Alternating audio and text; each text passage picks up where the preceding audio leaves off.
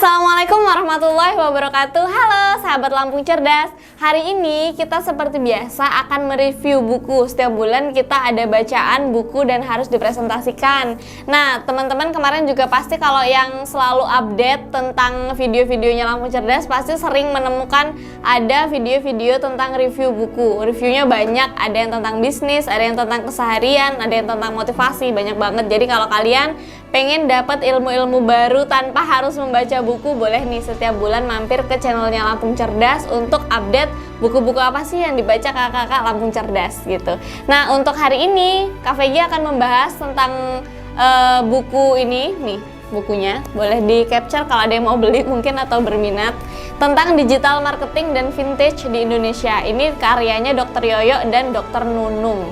Nah mungkin banyak dari kalian yang udah tahu tentang digital marketing, marketing itu apa dan lain-lain. Nah di buku ini nanti kita akan bahas dari sudut pandang lain marketing itu seperti apa. Mungkin banyak yang udah tahu kalau marketing itu apa sih Kak? Marketing itu jualan ya, jualannya gimana gitu. Apa bedanya sama sales gitu? Bedanya apa sama marketing? Kalau sales itu biasanya menjual sesuatu, kalau marketing itu ada lebih ke arah selanjutnya itu biasanya menjual barang baik online ataupun offline gitu.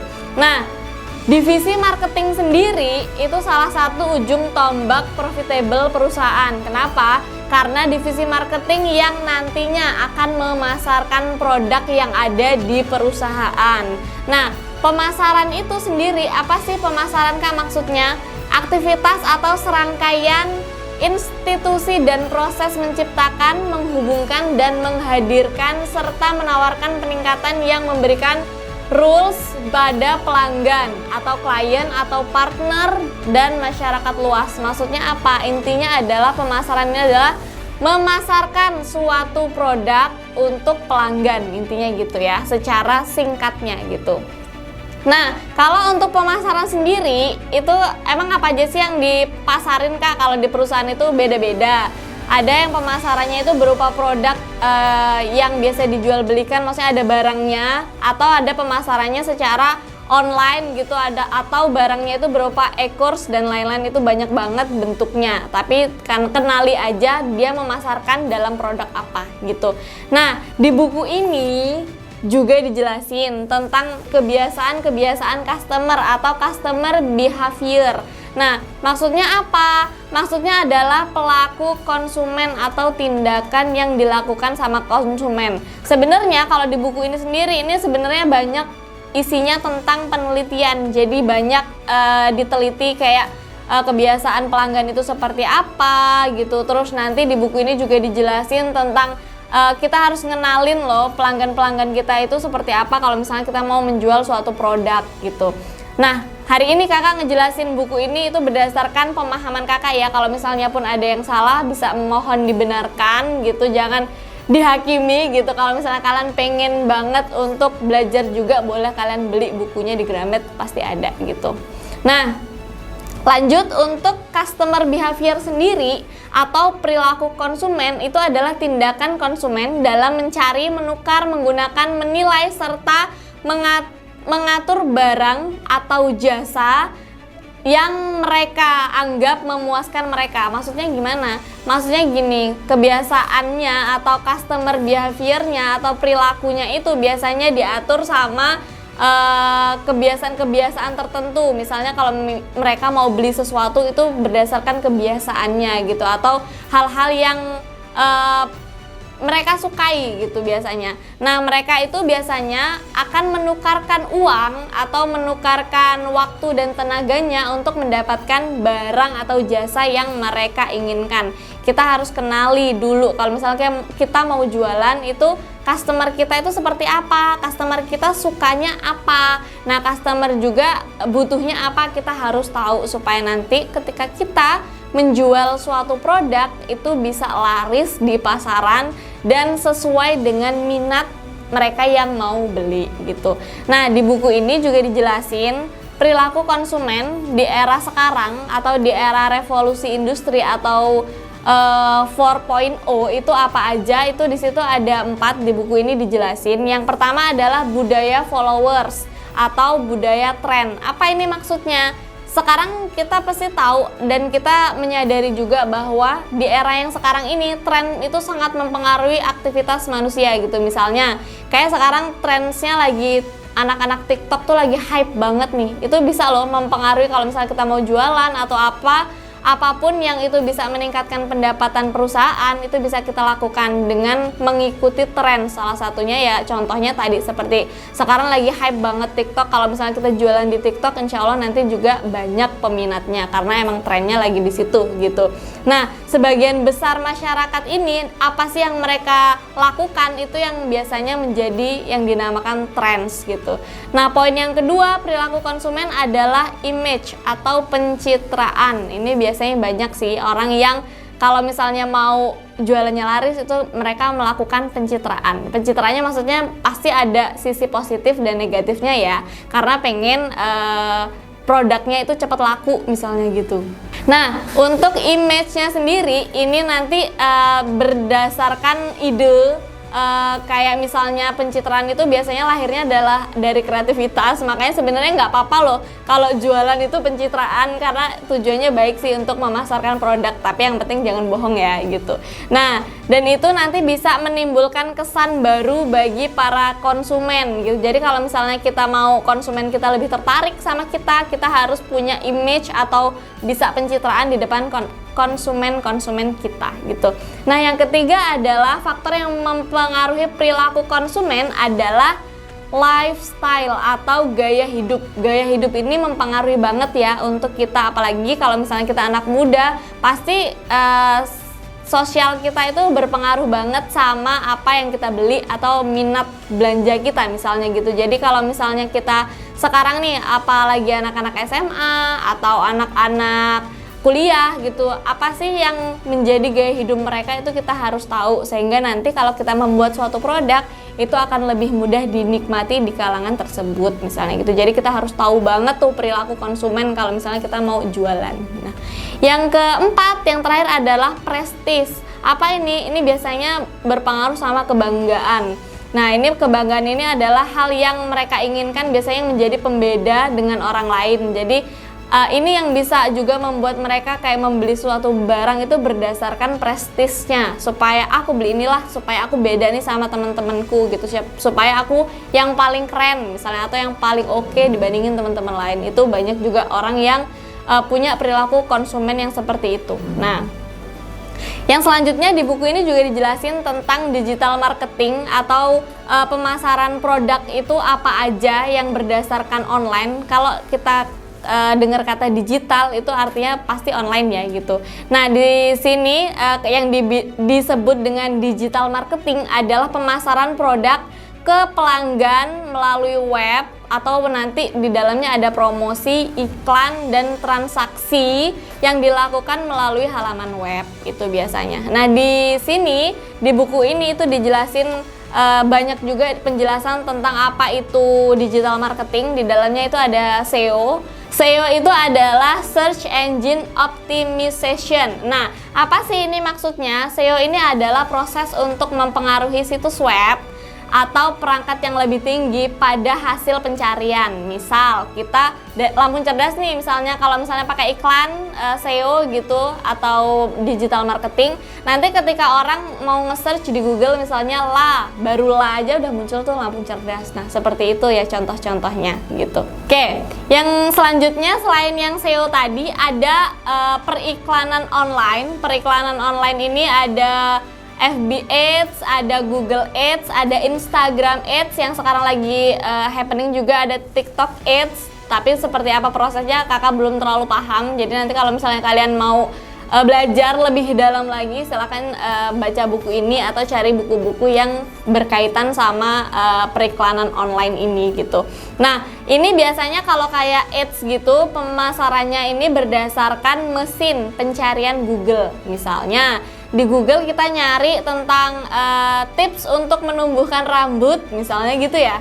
Jadi nanti di Instagram kita pasti banyak banget muncul iklan-iklan rambut. Nah, itu salah satu faktor yang kita kalau ada orang yang ngeiklan ads dan kita pernah mencari sesuatu yang berhubungan sama produk tersebut, biasanya nanti dia sering banget tuh muncul di misalnya di FB kita atau di Instagram kita atau di IG kita gitu atau di Google kita gitu, itu pasti banyak banget gitu. Jadi kalau misalnya kalian iseng-iseng atau nyari sesuatu, pasti nanti cek aja di media sosial kalian, pasti berpengaruh gitu.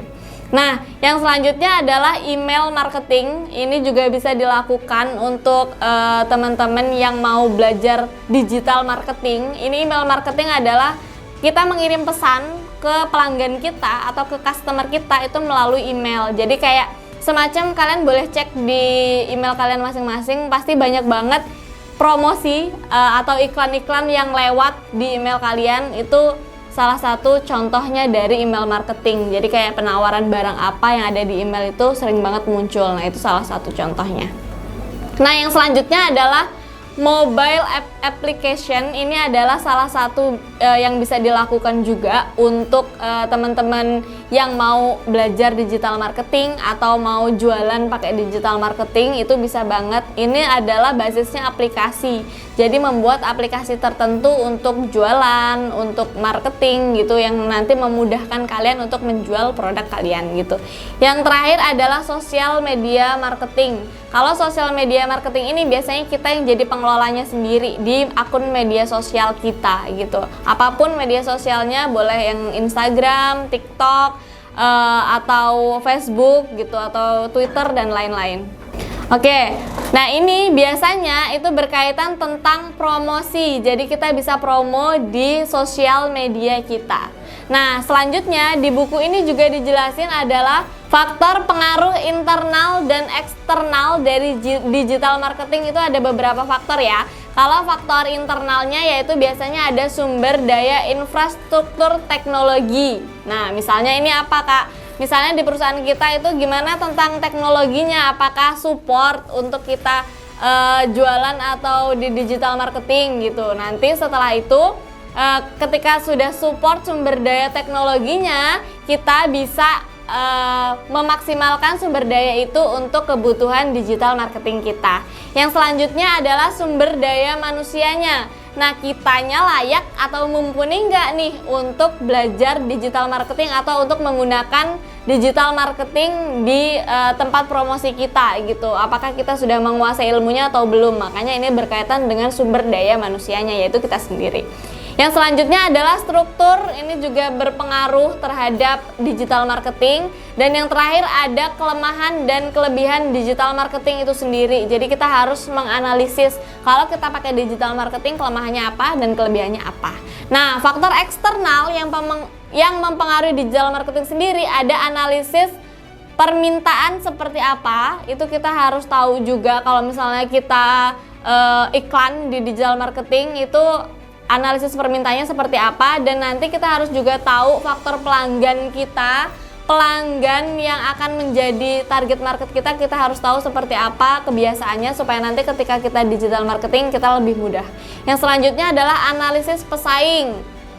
Ini maksudnya adalah pesaing kita itu pakai digital marketing juga nggak, prosesnya seperti apa dan lain-lain. Ini kita juga harus tahu supaya nanti ketika kita jualan pakai digital marketing kita bisa lebih mudah untuk menjangkau customer atau market kita. Nah, di buku ini juga dijelasin, di judulnya tadi kakak udah sebutin bahwa judulnya adalah Digital Marketing dan Vintage di Indonesia.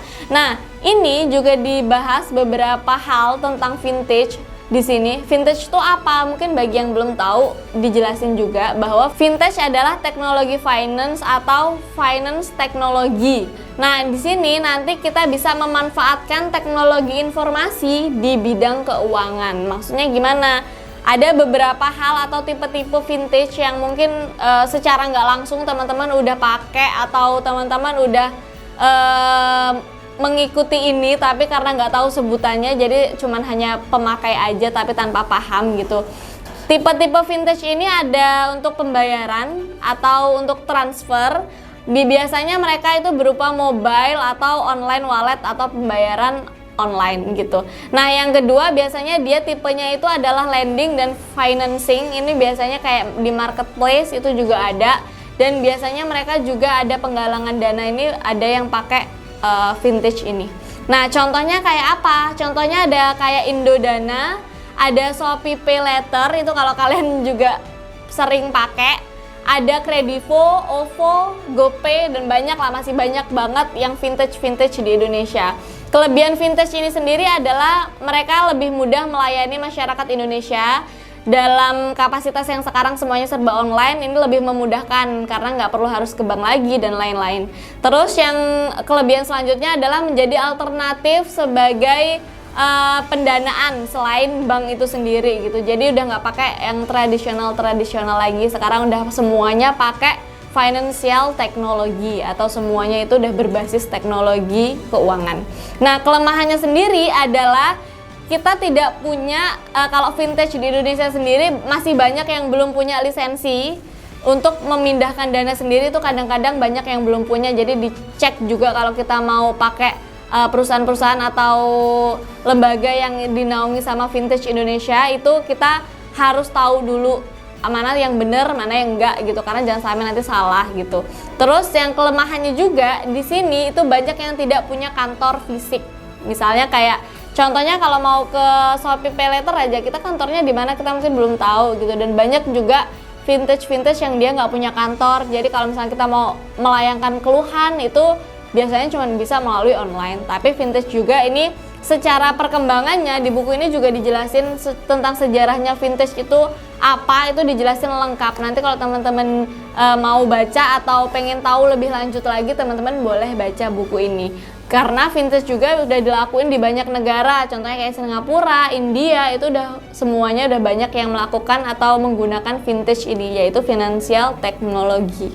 Nah, itu guys untuk review hari ini. Semoga bermanfaat untuk teman-teman semua. Buat yang mau belajar digital marketing atau mau belajar tentang vintage tadi, financial technology, itu boleh banget loh baca buku ini dan lebih memahami lagi apa sih tentang digital marketing dan financial technology gitu. Terima kasih, semoga apa yang kakak sampaikan bisa menambah ilmu dan wawasan kalian semua. Dan semoga sering-sering kalian juga mampir ke channel YouTube-nya Lamu Cerdas, karena di situ banyak banget ilmu dan informasi yang bisa kalian akses, supaya nanti walaupun kalian gak baca buku, kalian juga bisa tetap tahu, oh jadi buku ini isinya ini gitu. Itu ya guys, terima kasih atas waktunya hari ini. Semoga bermanfaat. Kakak akhiri, assalamualaikum warahmatullahi wabarakatuh. See you.